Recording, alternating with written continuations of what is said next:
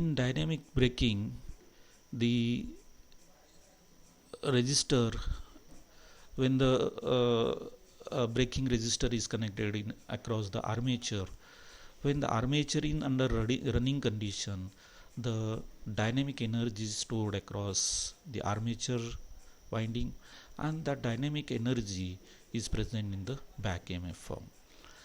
And that when that back EMF energy is circulated through the armature resistance through the RB resistor, which is called as braking resistor or dynamic braking resistor DBR, at that time that current, because of that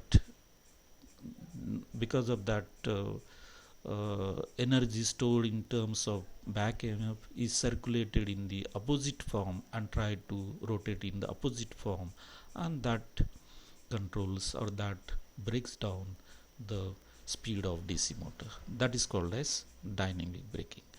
In regenerative braking, it is similar to dynamic braking, but only difference is in this regenerative braking, the energy which is stored across armature winding in terms of back EMF because of moment of inertia, that is rediverted to the source through the converters by turning on the proper solid state devices so as to feed back the generated energy to the source. So in this fashion, that generated energy, that energy is fed back to the source, and that circulates the current through the armature in the opposite direction and try to rotate the armature in the opposite direction.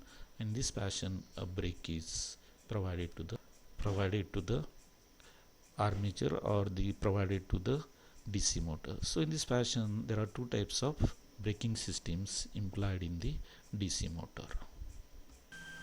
Detailed explanation about regenerative braking, dynamic braking with circuit arrangement, they are explained over here, and for which firing angle this braking system works, that is also written over here. That is, for example, regenerative braking is working for the firing angle in between 90 degrees to 180 degrees, and detailed analysis is present over here.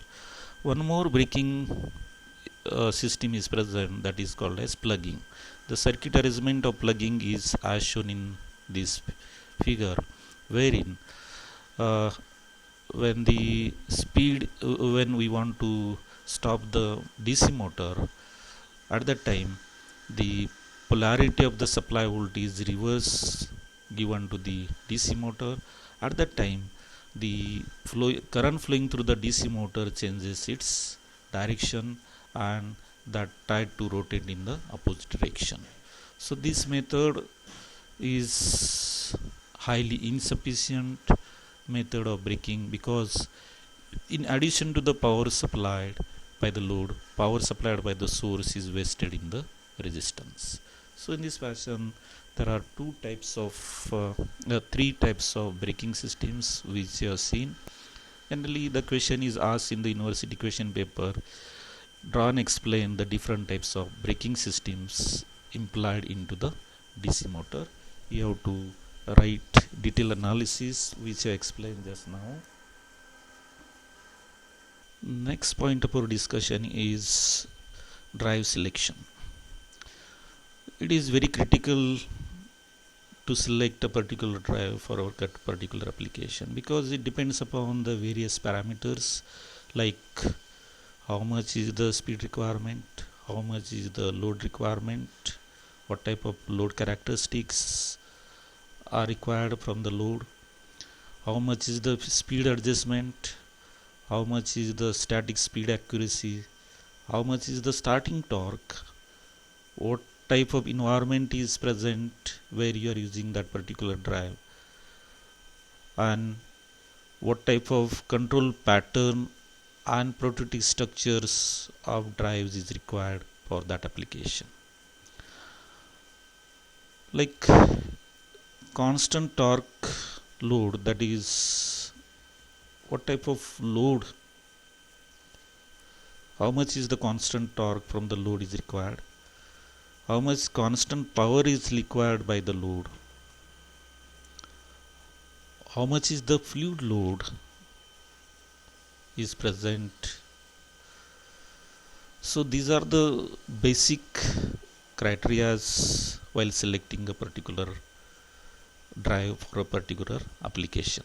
Also it depends upon working current, how much is the working current required for a particular application.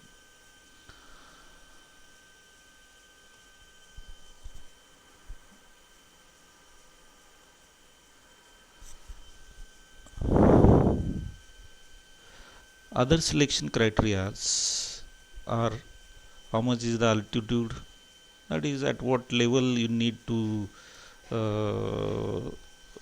force the water, how much is the altitude, then what is the ambient temperature, transport, storage temperature, then input line level, voltage level, how much is the frequency, how much is the frequency range variation, then how much is the VFD efficiency, how much is the overload capacity, which is the cooling method being used, and how much is the size required, structure, and what type of installation levels. So these are the other factors by which you can select a particular drive for a particular application.